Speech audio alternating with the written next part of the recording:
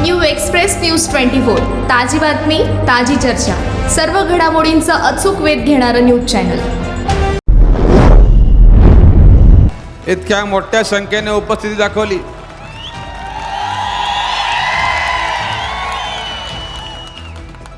साहेब अजूनही आपल्या इचलकरंजीच्या मुख्य चौकापर्यंत लोकांची महिलांची रांग लागलेली आहे। अजूनही त्या लोकांना इथपर्यंत या पोहोचता येत नाही, इथं वाट काढता येत नाही, इतक्या प्रकारची गर्दी आपल्या अखंड शहरामध्ये। आणि आज खऱ्या अर्थानं आपल्या ह्या शहराला अखंड मतदारसंघाला कळालेलं आहे की या ठिकाणी आज दुसरी सभा पण पलीकडे सुरू आहे। पण खऱ्या अर्थानं मोठी सभा, विराट सभा ज्याला म्हणायची ती हीच आपली सभा आहे। आणि या मतदारसंघातल्या लोकांचा विश्वास या ठिकाणी महाविकासाकडे आहे हे 100% या उपस्थिती सिद्ध झाले। मित्रांनो, तुम्हा सगळ्यांचं मनपूर्वक आभार, तुम्ही मोठ्या ठिकाणी संख्येने उपस्थित दाखवली। मित्रांनो, या निवडणुकीमध्ये तुमच्या समोर पहिल्यांदाच मी लोकसभेच्या निमित्ताने येतोय।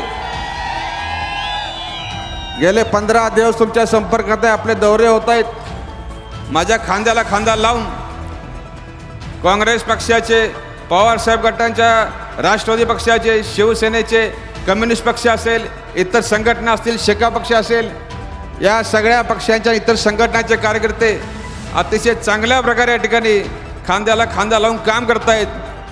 100% समन्वय आणि तुम्हाला सगळ्यांचे आभार मानतो की ही महाविकास आघाडी आपण सगळ्यांनी स्वीकारली आणि तळागाळात तुमची ही महाविकास रुजली, त्यावर तुम्हाला सगळ्यांना मी इतर धन्यवाद देतो। तुम्हाला एवढं आश्वासन देतो की जरी तुमच्या मतदारसंघात या ठिकाणी लोकसभेला मी नवीन असलो तर मी सुद्धा या ठिकाणी कुठेतरी 10 वर्ष माझ्या विधानसभा क्षेत्राचा या ठिकाणी विकास केलेला आहे, आमदार म्हणून काम केले। आणि तुमच्यासारख्या सर्वसामान्य माणसांनी, शेतकऱ्यांनी मला या ठिकाणी 10 वर्ष बिन पैशाचे आमदार केलेला आहे।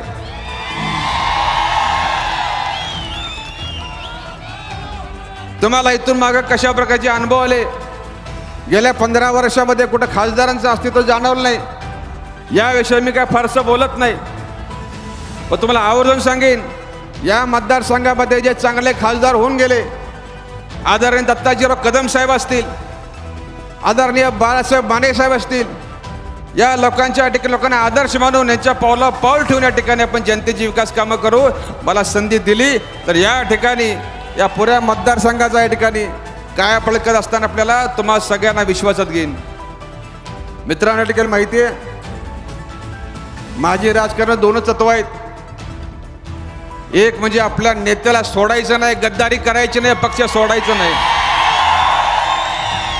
मग तुमचं राजकारण संपलं तरी चालेल, रस्त्यावर आला तरी चालेल, पण नेत्याला सोडायचं नाही। आणि दुसरं तत्व, जी खुर्ची मला या ठिकाणी या जनतेने दिलेली आहे त्या खुर्चीचा वापर माझ्या विकासासाठी नाही तर तुमच्या विकासासाठी करायचा, एवढी माझी 2 तत्व आहेत। मित्रांनो, काही काळजी करू नका, ह्या सगळ्या मंडळींच्या कुठे प्रतिमेला अजिबात गालबोट लागणार नाही। तुमच्या संपर्कात चांगल्या पद्धतीने राहीन। काही लोकांनी टीका केली, इथून उठायचं आणि सरळला कधी जायचं, काही काळजी करू नका। आपले 6 विधानसभा क्षेत्र आहेत, प्रत्येक तालुक्याच्या ठिकाणी आपलं ऑफिस होईल। मला तुम्ही भेटायला यायची गरज नाही, मी तुमच्या भेटायला येत जाईल। आणि त्यामुळे एवढं लक्षात ठेव, ज्या लोकांनी ह्या मतदारसंघाचं 2दा एकदा प्रतिनिधित्व केलं त्या ती मंडळी ह्या भागातली होती, पण त्यांना मतदान करताना आम्ही त्या ठिकाणी शाहूवाडी पडळकरांनी कधी असा विचार केला नाही की तुम्ही लांबचा आहे। मित्रांनो, काही काळजी करू नका। आज तुमच्या शहरामध्ये फिरतोय, या मतदारसंघात फिरतोय, इथं मगाशी आपल्याला पाटील साहेबांनी सांगितलं, तुमच्या इचलकरंजीचा पाणी प्रश्न असेल, हा वस्त्रोद्योगाचा प्रश्न असेल, जे काही या ठिकाणी सरकारनं फसवी वीज सवलत दिली तो विषय असेल, जे काही ठिकाणी आपल्या सूत व्यापाऱ्यांच्या अडचणी असतील, ज्या काही आपल्या बाकीच्या कामगारांच्या समस्या असतील, आज योगायोगाने आज या ठिकाणी आपला महाराष्ट्र दिन आहे, आज कामगार दिन पण आज या ठिकाणी आहे। त्यामुळे 100% ह्या इचलकरंजी शहरातल्या पाण्याचे बाकीचे सगळे प्रश्न हे चांगल्या प्रकारे सगळ्यांना विश्वासात घेऊन कोणावर अन्याय न करता हे 100% सोडवले जातील। आपण काही काळजी करू नका। मित्रांनो, आपल्या गेल्या 10 वर्षामध्ये या संबंध आपल्या महाराष्ट्राची अवस्था काय झाली? आज ज्यांच्याकडे सत्ता आहे त्यांच्या माध्यमातून शेतकऱ्याचं काय भलं झालं? या शहरातला वस्त्रोद्योग, आपल्या 2-3 जिल्ह्याचा आर्थिक कणा, या वस्त्रनगरीला सरकारकडनं काय मिळालं? या आमच्या माता भगिनींना काय मिळालं? युवकांना काय मिळालं? कामगारांना काय मिळालं?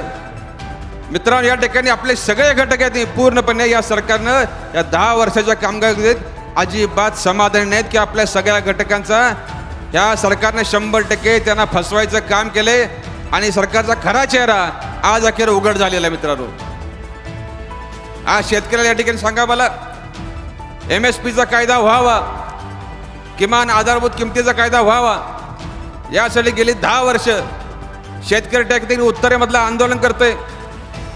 त्या ठिकाणी या MSPच्या कायद्यामध्ये सगळी पिकं घ्यावी अशी माफक मागणी आहे. आणि हा कायदा जर झाला तर आपल्या शेतकऱ्यांच्या ठिकाणी 100% आपल्याला हमी भावाच्या ठिकाणी आपल्याला गॅरंटी मिळणार आहे. पण अशा प्रकारचा चांगला कायदा करायला हे सरकार तयार नाही. उलट या मागण्या मान्य करायच्या सोडून या सरकारने या ठिकाणी जे आंदोलन शेतकरी करतायत ते आंदोलन चिरडण्याचं काम केलं, त्याच्यावर लाठी हल्ला केला. यामध्ये काही आंदोलकांचा या ठिकाणी शेतकऱ्यांचा प्राण सुद्धा गेला. लक्षात ठेवा, हे सरकार शेतकरी विरोधी आहे. खताच्या किमती वाढवल्या, औषधाच्या किमती वाढवल्या, सगळी प्रकारची अनुदान शेतकऱ्याची बंद करून टाकली, कर्जमाफीला आमच्या नकार दिला. असं असताना ठिकाणी इकडं आम्हाला कर्जमाफी नाही म्हणून सांगायची आणि दुसरीकडे मात्र खाजगी उद्योगपतींची लाखो कोटीची कर्जमाफी या सरकारने केलेली आहे. मला सांगा, ह्या कर्जमाफीचा आपल्याला काय फायदा? आज खताचं अनुदान जी सबसिडी मिळते ती मिळते खाजगी कंपन्यांना. आज त्या कंपनीच्या तुंबड्या भरल्यापर्यंत खाली मात्र शेतकऱ्याचा किस्सा मोकळा होतोय, रिकाम होतोय. याचं काय?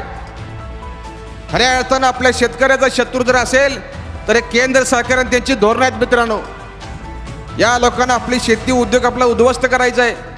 लक्षात ठेवा, आपण ह्या लोकांना खऱ्या अर्थानं जर शेतकऱ्याला सोडण्याचे दिवस आणायचे असतील तर हे सरकार आपण ह्या खेपेला बदललाच पाहिजे. आपला कुठं पर्याय उडत नाही. मित्रांनो, आमच्या जाहीरनाम्यामध्ये तो उल्लेख केलेला आहे महाविकास आघाडीच्या. MSPला या ठिकाणी आम्ही सगळ्या पिकांना MSPच्या कायद्याखाली आणू असं या ठिकाणचं वचन आहे. मित्रांनो, लक्षात ठेवा, या सरकारच्या माध्यमातून फक्त शेतकरीच नाही, आज तुमच्या शहरातला या शहरातला वस्त्रोद्योग असेल, छोटा यंत्रमाग धारक असेल, हा सुद्धा त्रस्त आहे. सगळ्या प्रकारची अनुदान वस्त्रोद्योगाची तुमची टफची योजना असेल, आज ती बंद करून टाकलेली आहे.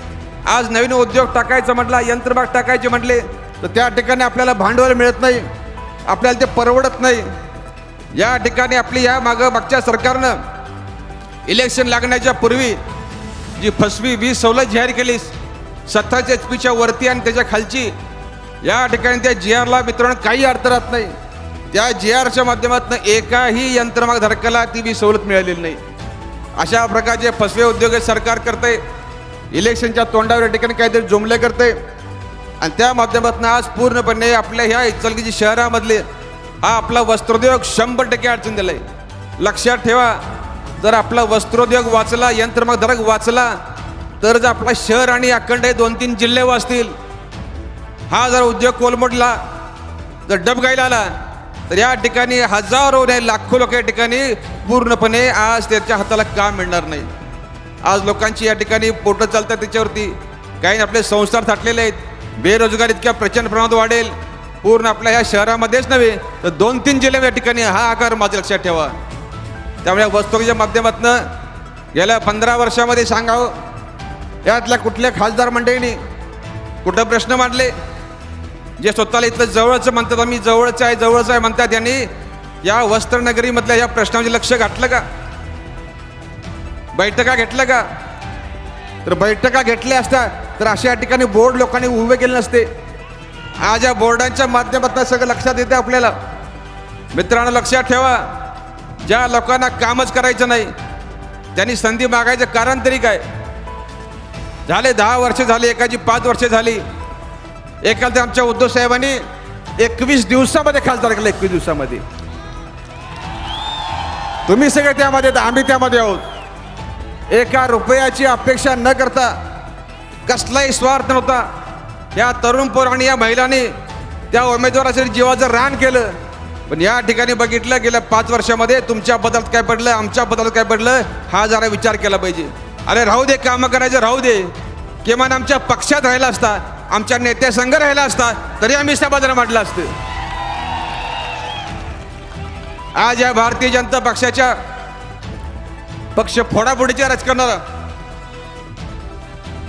पक्षाच्या फोडाफोडीच्या राजकारणाला आज संबंधपणे बघितलं, देशामध्ये ह्यांची सत्ता आणण्यासाठी सर्रास हे डॉक्टर बाबासाहेब आंबेडकरांनी लिहिलेल्या संविधानाची पायमल्ली करतात. आज आमचा पक्ष फोडला, 40 गद्दार गेले, 13 खासदार गद्दार गेले. पण त्यांनी लक्षात ठेव, त्या निवडणूक आयोगाला सांगेन, त्या विधानसभेच्या अध्यक्षाला सांगेन की फुटणारे गेले या ठिकाणी मूठभर आहेत, पण त्यांना निवडून देणारी ही लाखो आहेत. आणि ही सगळी उद्धव ठाकरे साहेबांच्या बरोबर आहेत. राष्ट्रवादी पक्षाचे फुटून गेलेले आहेत. त्याने लक्षात ठेवावं, जाणारे किती आहेत आणि निवडून देणारे किती आहेत याचा हिशोब करावा. लक्षात ठेवा, या ठिकाणी लोकशाहीमध्ये निवडून देणाऱ्याला महत्त्व असतं, निवडून येणारा एकटा असतो, पण निवडून देणारे लाखो असतात. आणि या सगळ्या गोष्टीचा या आयोगाने विचार केला नाही, अध्यक्षाने विधानसभेचा विचार केला नाही.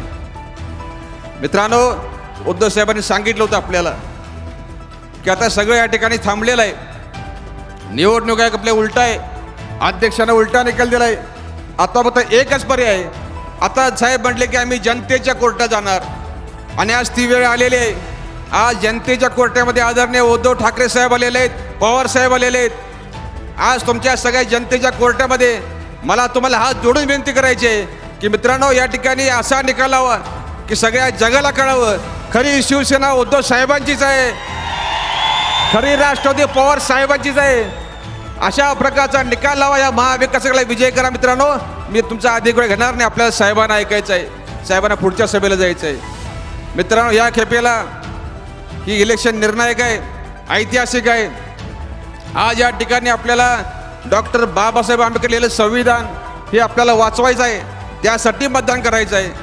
लोकशाही वाचवण्यासाठी मतदान करायचं आहे, महिलांच्या रक्षणासाठी आपल्याला मतदान करायचं आहे, शेतकऱ्याला चांगल्या आणण्यासाठी आपल्याला मतदान करायचं आहे. मित्रांनो, आपला अधिक वेळ घेणार नाही. मी तुम्हाला एवढंच सांगेन की आता उरलेले 4-5 दिवस आहेत. आता पैशाची बंडलं बाहेर पडलेले आहेत, मताला 400-500 रुपये द्यायचे सुरू आहेत. या ठिकाणी पैशाची आमिष दाखवतात. काही ठिकाणी आमच्या नेते मंडळींना धमक्यांचे फोन येतात, माझ्याशी गाठ आहे, तुला बघून घेईन, अशा प्रकारचे धमक्या येतात. पण त्यांना मी एकच सांगेन की या ठिकाणी या कोल्हापूर जिल्ह्यामध्ये अशा प्रकारची धमकीची भाषा कुठल्या बाहेरच्याने करू नये. हा स्वाभिमानी कोल्हापूर जिल्हा आहे. तुम्ही ज्या भाषेत बोलता अगदी त्याच भाषेत ही सगळी जनता सगळे तर उत्तर द्यायला समर्थ आहे. मित्रांनो, लक्षात ठेवा, यांना लोकशाही मोडीत काढायची आहे. तुम्हाला हात जोडून विनंती आहे, या केपेला या लोकांना आपण नेस्तनाबूत केल्याशिवाय आपल्या देशातील लोकशाही वाचत नाही, आंबेडकर साहेबांचं संविधान वाचत नाही. तर मी तुमचा अधिक वेळ न घेता, तुम्ही मोठ्या संख्येने या ठिकाणी आला. उद्धव साहेबांच्या तुम्ही या ठिकाणी प्रेमाखातर, पवार साहेबांच्या प्रेमाखातर, राहुल गांधीच्या प्रेमाखातर आपण इथं आला. तुम्हाला सगळ्यांना मी या ठिकाणी मनापासून तुमचे आभार मानतो.